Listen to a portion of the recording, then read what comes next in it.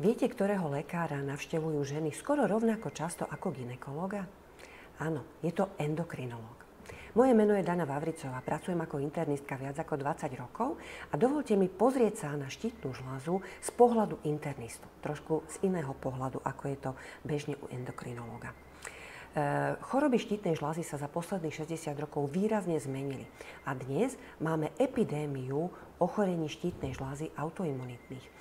Jej výskyt autoimunitného poškodenia štítnej žľazy typu Hashimotovej tyroiditídy dosahuje 10 až 20 %. To znamená, medzi vašimi 10 kamarátkami sú minimálne 2, ktoré chodia pravidelne na endokrinológiu.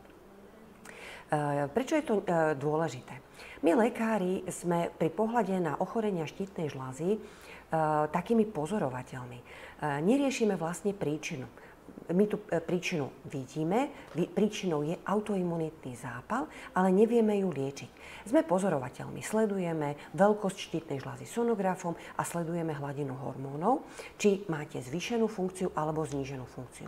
Ak máte zníženú funkciu, čo je omnoho častejšie, tak vám dodávame hormóny typu tyroxín, L-tyroxín a zvyšujeme pomaličky dávku. Ak máte zvýšenú funkciu, aj to je spôsobené autoimunitným zápalom, tak tlmíme vlastne funkciu štítnej žľazy.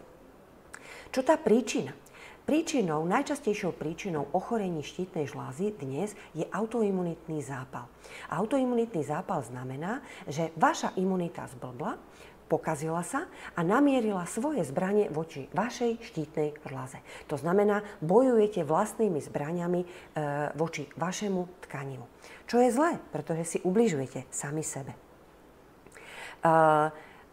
Okrem toho, že vlastne je to najčastejšie autoimunitné ochorenie, tak je problém ešte to, že my to ochorenie v podstate neliečíme. Hej? Len sledujeme hladinu hormónov a upravujeme hladinu hormónov. Ale nerobíme nič preto, aby sme ten zápal zastavili, ovplyvnili a nejakým spôsobom sa do toho dostali takisto, tak ako je to napríklad pri iných autoimunitných ochoreniach, napríklad pri reumatoidnej artritíde a biologickej liečbe.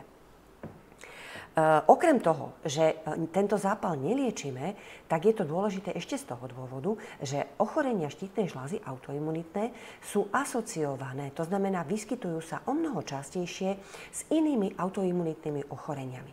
Určite poznáte veľmi typické a časté spojenie celiakia a autoimunitná tyroiditída Hashimotova, to znamená hypotyreóza autoimunitná. O mnoho častejšie štatisticky, ale vychádza autoimúnna hypotyreóza na základe tyroiditídy, na základe zápalu štítnej žľazy so zápalom žalúdka, autoimunitným zápalom žalúdka a vityligom. Z iných ochorení, ktoré sa môžu vyskytovať autoimunitných, to môže byť napríklad reumatoidná artritída, psoriatická artritída, ale aj myalgia reumatická, ale napríklad aj alopécia, cukrovka prvého typu, sklerózis multiplex. Takže tých ochorení je o mnoho viacej. Je to preto, lebo ten sklon k tej autoimunite, k tomu seba poškodzovaniu je potom nastavený v tom tele a nejde len s jedným tkanivom, ale môže byť pre rôzne tkanivá, pre rôzne orgány, čo je veľmi nebezpečné. Ako je to s tou príčinou? Kde treba hľadať príčinu, že takéto ochorenia sa nám začínajú viacej a viacej objavovať v posledných 2 desaťročiach? My príčinu veľmi nepoznáme, ale autoimúnna tyroiditída, to znamená autoimunitný zápal štítnej žľazy, zapadá presne do toho obrazu, ako je celiakia. Celiakia je ochorenie, ktoré má genetickú predispozíciu, musí mať spúšťač, tým je lepok, a či sa ochorenie ukáže alebo neukáže, záleží od kondície vašej črevnej bariéry. Presne takto isto je to aj s autoimúnnym zápalom štítnej žľazy. Sú ľudia, ktorí majú určitú genetickú predispozíciu, to znamená, v tej rodine sa tie ochorenia štítnej žľazy vyskytujú. Spúšťačom takéhoto zápalu môže byť akákoľvek nejaký stres, psychický, fyzický, infekcia, napríklad nejaký Helicobacter yersinia, ale napríklad aj Epstein-Barrovej vírus, to znamená nejaká mononukleóza, alebo hepatitída. To znamená, máme nejaký spúšťač a potom musíme mať črevnú bariéru.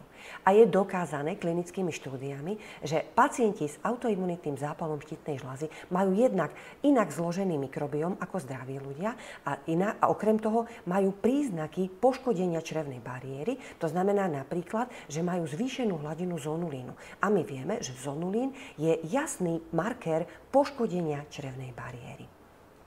Čo som chcela týmto príspevkom povedať? Dve veci. Prvá vec, aby ste si dávali pozor na autoimunitné ochorenie, ak sa liečite na štítnu žľazu. Ak chodíte k endokrinologovi pravidelne a máte nejakú liečbu nastavenú a začali sa vám ukazovať nejaké nové symptómy, nové ťažkosti, ktoré si neviete vysvetliť, určite je vhodné, aby ste sa spolu s vašim lekárom zamysleli a zamerali na vyšetrenie nejakého iného autoimunitného ochorenia. To je prvá vec. A druhá vec, ak sa liečite na autoimunitné ochorenie štítnej žľazy, aby ste sa zamysleli nad kondíciou svojej črevnej bariéry. A to je veľmi dôležité. Vyšetrením, tak ako sa vyšetruje črevná bariéra, a to nájdete v nejakých iných mojich videách. Aj takéto dôležité informácie zazneli na poslednom webinári v online klube Doktorka online, do ktorého vás aj týmto príspevkom srdečne pozývam. Majte sa pekný deň. Dovidenia.